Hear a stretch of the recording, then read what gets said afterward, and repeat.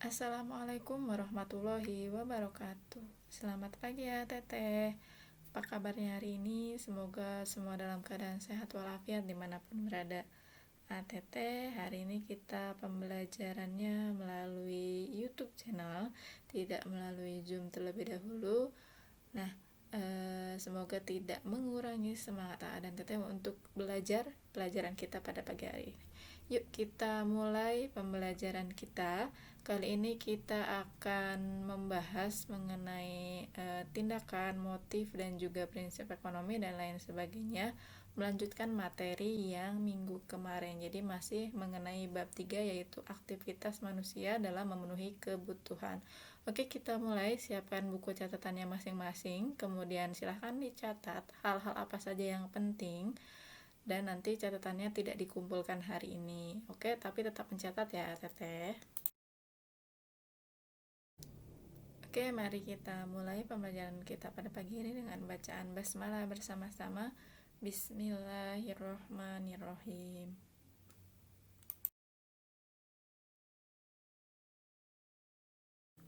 Iya, dan Teteh yang akan kita bahas pada pagi hari ini ada 3 hal, yaitu tentang tindakan, motif, dan juga prinsip ekonomi, kemudian kegiatan ekonomi, dan juga permintaan dan penawaran.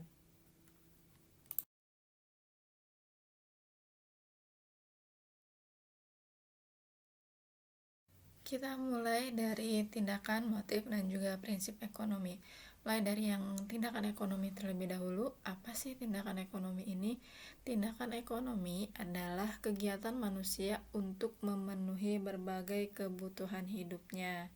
Nah, kalau motif ekonomi adalah kekuatan yang ada di dalam diri manusia untuk melakukan tindakan ekonomi tersebut. Jadi, tindakan, motif, dan juga prinsip ini berkaitan satu sama lain.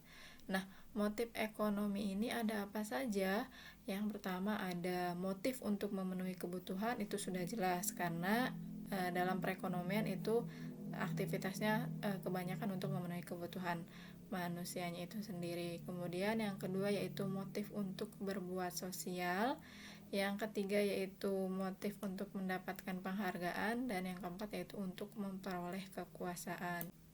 Nah, motif ini untuk yang memenuhi kebutuhan manusia kan tadi sudah ya. Untuk yang motif berbuat sosial ini, jadi karena kita selain manusia homo economicus, nah yang kemarin sudah dibahas, kita juga adalah sebagai makhluk sosial.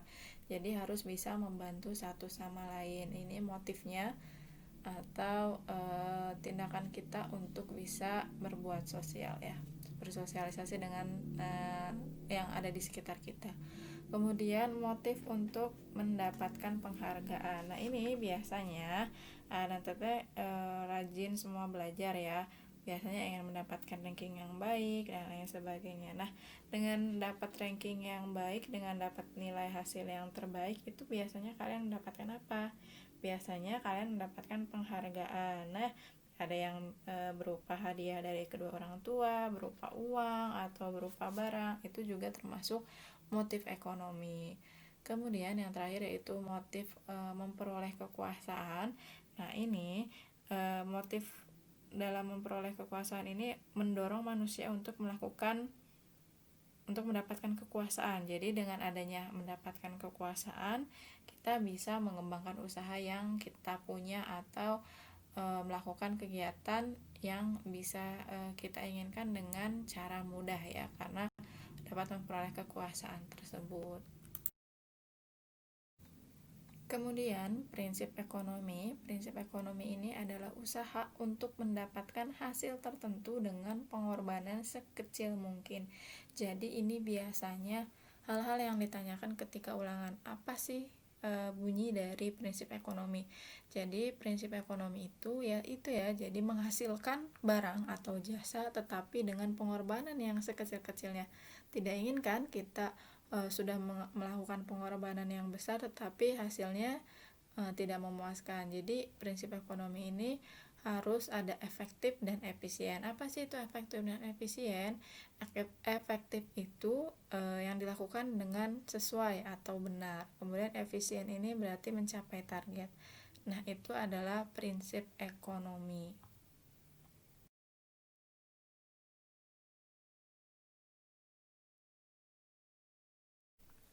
Oke, kita lanjut ke pembahasan yang selanjutnya mengenai kegiatan ekonomi. Nah, kegiatan ekonomi menurut ATT ada apa saja? Pasti semuanya sudah paham betul ya, yang namanya kegiatan ekonomi ini ada 3 hal yang penting, ada produksi, ada konsumsi, dan juga distribusi. Nah, produksi ini apa? Produksi ini adalah kegiatan menghasilkan barang atau jasa, atau istilah lainnya atau pengertian lainnya adalah kegiatan menambah nilai guna barang atau jasa. Nah, untuk pengertian dari konsumsi yaitu kegiatan membeli atau menggunakan barang atau jasa. Sedangkan untuk pengertian distribusi ini adalah kegiatan menyalurkan barang dari produsen ke konsumen. Nah, kita akan bahas satu persatu apa saja yang ada di produksi, konsumsi, dan juga distribusi.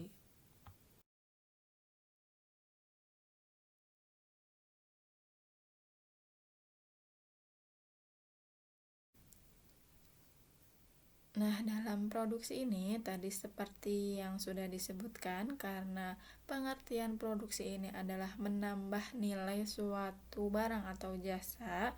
Jadi yang disebut dengan nilai guna suatu barang atau nama lainnya adalah utilitas, ada berbagai macam. Jadi ada 4 di sini ya. Nilai guna atau utilitas itu ada berdasarkan nilai guna bentuk, kemudian nilai guna tempat, nilai guna waktu, dan juga nilai guna kepemilikan. Nilai guna bentuk atau form utility ini adalah di mana barang ini akan memiliki nilai guna apabila sudah berubah bentuk. Contohnya apa? Contohnya adalah kacang kedelai, kan hanya kacang saja. Nah, tapi ketika sudah berubah bentuknya menjadi tahu dan tempe, itu nanti akan menambah nilai guna barang tersebut. Kemudian untuk nilai guna tempat atau place utility ini adalah nilai guna dari barang itu akan tinggi karena adanya perbedaan tempat. Contohnya pasir. Nah, pasir ini kalau kalian lihat di sungai, terus di sekitaran rumah kalian, itu kan tidak bernilai guna ya. Maksudnya tidak bisa dijual dan lain sebagainya. Tetapi ketika sudah disimpan di toko bangunan, itu akan bernilai guna, akan bisa dipakai barang tersebut atau pasir tersebut. Yang selanjutnya yaitu nilai guna waktu atau time utility. Nah, time utility ini adalah nilai guna barang akan bertambah jika digunakan di waktu yang tepat. Contohnya apa? Contohnya adalah jaket. Jaket dipakai ketika dingin, itu berarti nilai gunanya tepat ya, nilai guna waktu. Begitupun payung, ketika panas dan hujan itu bisa digunakan. Kemudian yang selanjutnya ada nilai guna kepemilikan atau ownership utility. Nah, nilai guna kepemilikan ini adalah nilai barang akan bertambah jika berpindah kepemilikan. Contohnya adalah sepatu. Sepatu itu tidak akan atau belum bernilai guna jika masih ada di toko sepatu saja. Tetapi ketika sudah dimiliki atau dibeli oleh seseorang dan dipakai, berarti sepatu tersebut sudah bernilai guna sesuai dengan kepemilikannya. Itu adalah mengenai nilai guna atau utilitas. Nah, AA dan TT, orang atau pelaku yang menghasilkan barang atau menambah nilai guna barang itu disebut dengan apa? Disebut dengan produsen. Kalau yang konsumsi itu kan berarti konsumen ya. Kalau yang distribusi, kegiatannya distribusi, berarti orang atau pelakunya disebut dengan distributor. Itu ya, jangan sampai lupa. Kemudian seorang produsen ini dalam melakukan produksinya harus mengingat 3 hal penting, yaitu ada what, how, dan whom. Kalau what itu berarti apa, barang apa yang akan dihasilkan, dan bahannya apa saja. Itu yang perlu diperhatikan dari seorang produsen. Kemudian yang kedua yaitu how, bagaimana memilih faktor-faktor produksi. Apa sih faktor-faktor produksi, nanti kita akan bahas. Kemudian yang ketiga adalah whom. Ini adalah kepada siapa produksi ini didistribusikan. Jadi barang-barang tersebut harus bisa tahu sudah bisa tepat didistribusikannya akan ke siapa. Nah, ini mengenai produksi.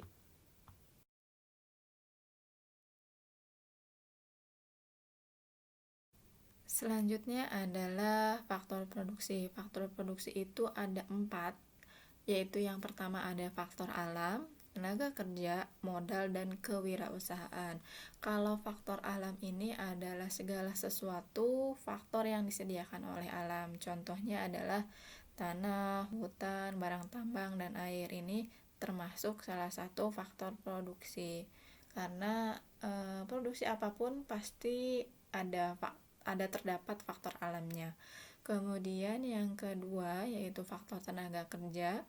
Faktor tenaga kerja ini adalah sumber daya manusia yang digunakan kemampuannya untuk produksi. Nah, ada 3 jenis atau 3 macam tenaga kerja ya. Jadi ada tenaga kerja terdidik, terlatih, dan juga tidak terdidik dan tidak terlatih. Tenaga kerja terdidik ini biasanya adalah tenaga kerja yang sudah menempuh atau telah menempuh pendidikan formal.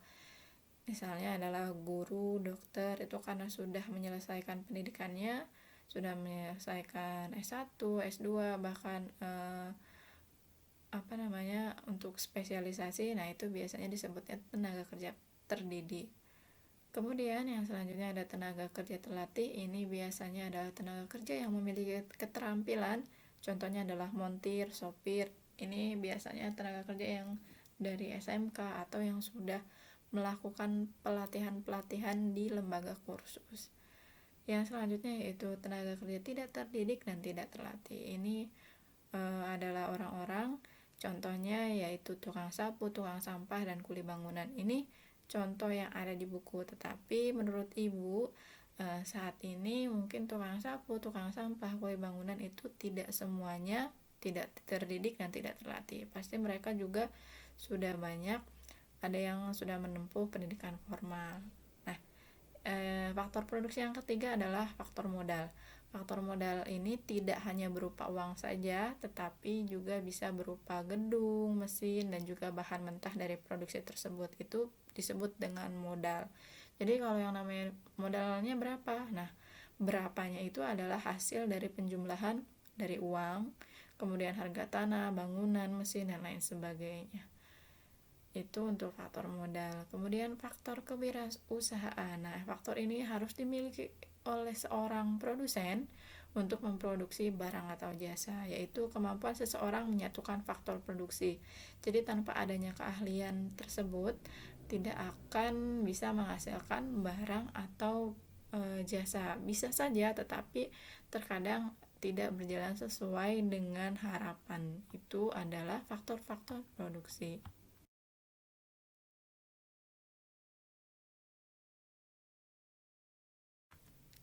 Yang selanjutnya kita akan bahas mengenai distribusi.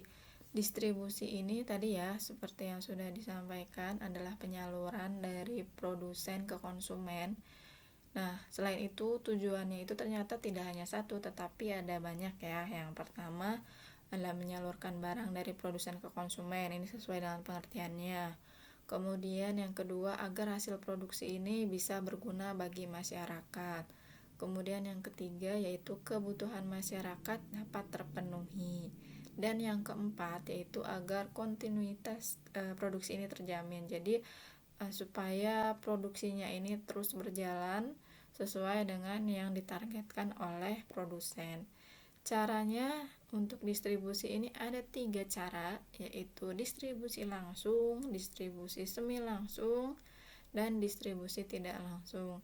Distribusi langsung ini adalah distribusi yang dilakukan oleh produsen langsung ke konsumennya. Contohnya apa?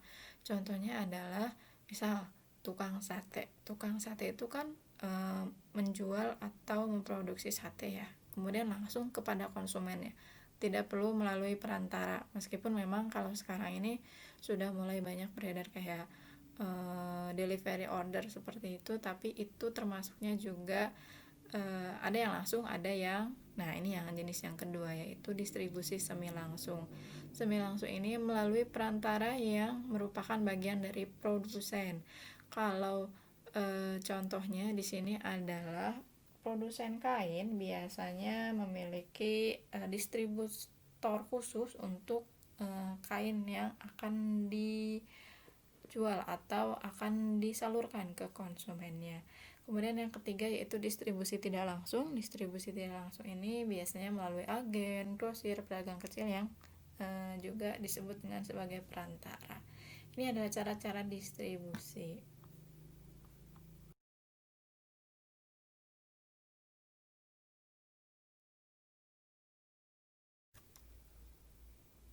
Kita beralih ke materi yang selanjutnya, yaitu mengenai permintaan dan penawaran. Tadi mengenai distribusi dan produksi untuk konsumsinya tidak dibahas karena memang kalau konsumsi sesuai dengan pengertiannya saja. Nah, kita akan bahas mengenai permintaan dan penawaran. Yang pertama kita akan bahas adalah permintaan.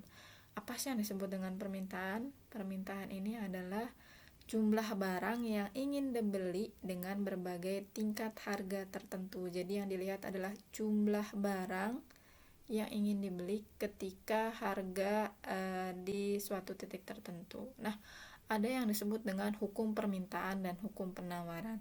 Hukum permintaan ini bunyinya seperti ini. Ketika harga suatu barang atau jasa mengalami penurunan, maka jumlah permintaan barang atau jasa tersebut akan naik, dan begitupun sebaliknya.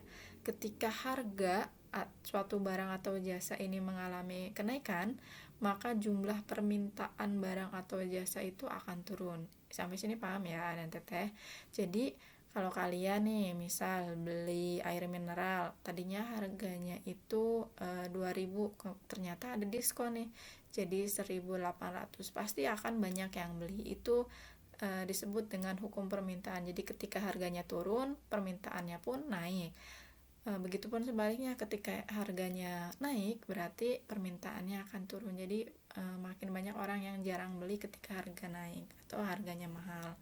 Nah, apa sih faktor-faktor utama yang mempengaruhi adanya permintaan naik dan turun itu? Ada 6 faktor di sini, yaitu harga barang, kemudian pendapatan masyarakat, selera masyarakat, kualitas barang lain, jumlah penduduk, dan ramalan masa depan. Jadi dilihat dari harga barangnya. Tadi ini sudah jelas karena ketika harganya naik, pasti kita jadi mikir-mikir mau beli atau enggak ya. Nah, kemudian yang kedua, pendapatan masyarakat. Ini disesuaikan dengan pendapatannya kita. Misalnya Adan teteh bakal dikasih uang 5.000. Nah, ketika uangnya 5.000 tapi Adan teteh ingin mendapatkan banyak barang, itu kan disesuaikan dengan pendapatan masyarakat. Yang ketiga yaitu selera masyarakat. Nah, mau semahal apapun, semurah apapun, ketika itu sudah sesuai dengan selera kita, biasanya langsung dibeli terhadap barang tersebut ya. Nah, yang keempat yaitu kualitas barang lain. Nah, ini ketika harganya misal tadi sama-sama air mineral harganya 2.000, ketika naik jadi 2.500. Nah, air mineral merek lain ternyata harganya tetap 2.000. Kualitasnya pun sama saja, tetap air mineral. Nah, biasanya akan memilih ke barang yang lain atau merek yang lain. Yang kelima yaitu jumlah penduduk. Ini sangat mempengaruhi permintaan. Ketika penduduk misal di Pulau Jawa itu lebih banyak dibandingkan di Papua, otomatis di Pulau Jawa ini permintaannya itu lebih banyak ya. Dan yang keenam yaitu ramalan masa depan. Nah, ini biasanya maksudnya adalah berkaitan dengan ilmu pengetahuan dan teknologi. Semakin berkembang itu permintaan dan akan barang biasanya lebih meningkat ya. Sekarang lebih mudah mencari barang, dimanapun kita berada kita bisa mencari barang. Nah, biasanya lewat e-commerce. Nah, itu mengenai permintaan. Kita lihat kurva atau tabel dari permintaan. Nah, dan teteh ini adalah kurva dan tabel untuk permintaan. Jadi dan teteh bisa dilihat di situ ya. Yang atas dulu tabelnya. Jadi misal harga bakso ini ya. Harga bakso A, B, C, dan E. Jadi ketika harganya 20.000 itu jumlah yang dimintanya 120. Ketika harganya 18.000 itu jumlah yang dimintanya 140. Ketika 16.000 jadi 160, ketika 14.000 jadi 180, dan ketika 12.000 itu jadi 200. Jadi dilihat di situ ya, sesuai dari hukum permintaannya tadi. Ketika harganya naik, jumlah permintaannya sedikit. Ketika jumlahnya atau harganya naik turun, itu otomatis jumlah yang dimintanya akan naik. Nah, bentuk kurvanya adalah seperti yang di bawah, gambar di bawah itu.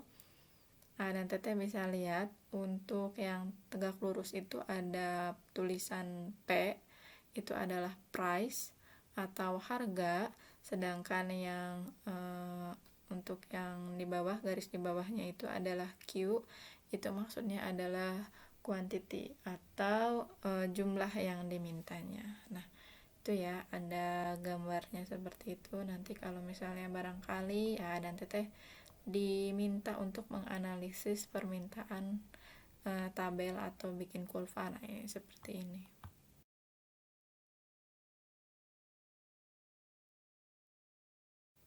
Nah, yang selanjutnya ini mengenai penawaran ya, AA dan TT. Kalau yang tadi permintaan itu dilihat dari sudut pandang konsumen, kalau yang penawaran ini dilihat dari sudut pandang produsen. Jadi penawaran ini adalah kesediaan penjual untuk menjual berbagai barang kepada konsumen pada tingkat harga tertentu dalam waktu tertentu. Nah, hukum penawaran ini bisa dilihat.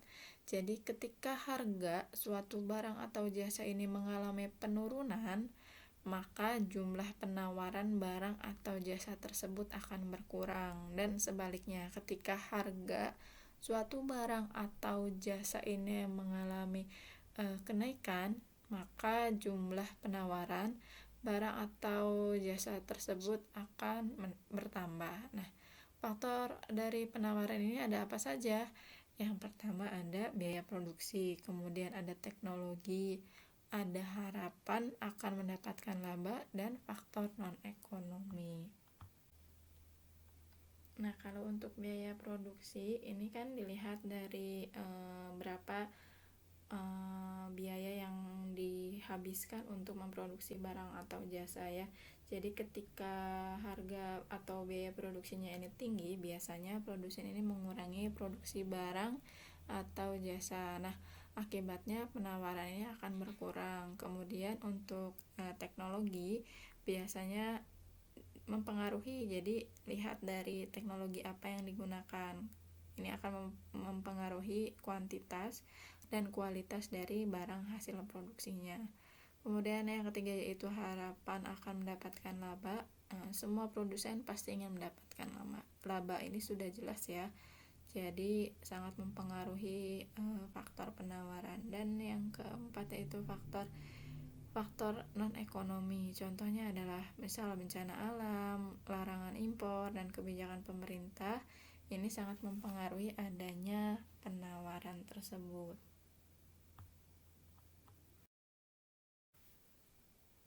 Nah, ini bisa dilihat dari tabel dan juga kurvanya. Ini berbanding terbalik posisinya seperti yang permintaan ya. Jadi kalau permintaan itu dari kiri ke kanan, tapi dari atas ke bawah ya. Kalau yang ini untuk yang penawaran ini dari bawah ke atas. Nah, itu dilihat ketika harganya 20.000, itu jumlah mangkok yang ditawarkan ada 200. Ini masih terhadap barang atau menjual bakso ya. Kemudian ketika harganya 18.000, jumlah yang ditawarkan itu 180. Ketika harganya 16.000, jumlah yang ditawarkannya ada 160, dan 14.000 ada 140, dan ketika 12.000 itu yang disediakan ada 120.